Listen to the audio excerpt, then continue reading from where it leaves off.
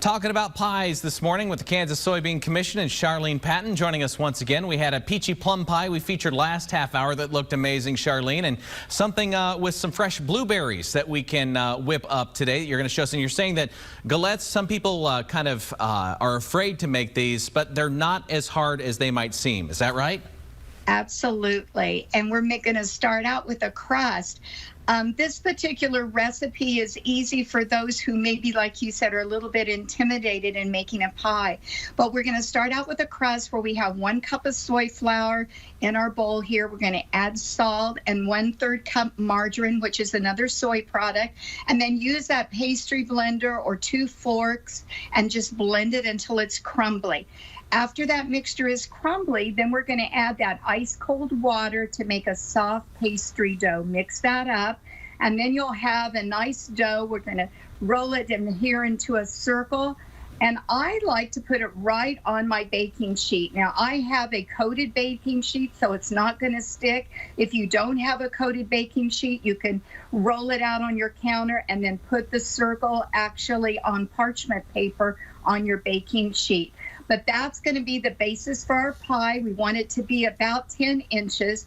And then we're going to make the filling. Now, the filling is wonderful for this. We're using 1 cup of fresh blueberries and then 1 cup of peeled and sliced apples. And that's usually about 1 medium apple. So pick a good summer baking or cooking apple that will make it great for this recipe. With that, we're going to add 1/3 cup sugar, 2 tablespoons of our soy flour blend, and a little bit of cinnamon, 1/2 teaspoon. Stir that together for our filling. And then the easy way then is to put this in on our pastry. So we've got the pastry rolled out. We'll put it in the center here.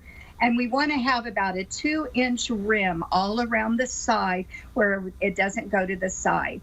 And then what we're going to do is fold the edges up, Chris, so you don't have to form it into a pie pan. It's called almost a rustic tart that we're making here, and it's called a galette.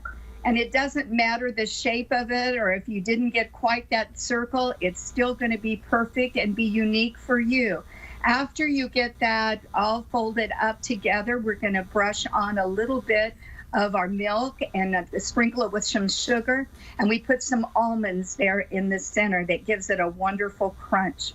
I love this recipe because it's so easy to do, and then when you serve it, if you cut it, it's going to make 6 servings, and you can add just a little bit more crunch and a little more almonds there at the end if you'd like to, Chris. Very nice. It looks amazing. I'm almost glad that you're joining us via Skype this morning because I would tear into the recipes that you've been making. Charlene, they can get this recipe and more either online or by requesting the Soy Guide, right?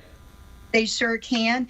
And when they call our 800 number, 877-KS Soybean, we will send them the recipes that we're doing for this month of July, and we'll also send them the new Soy Connection. All right, Charlene, what are we making for midday in Kansas today?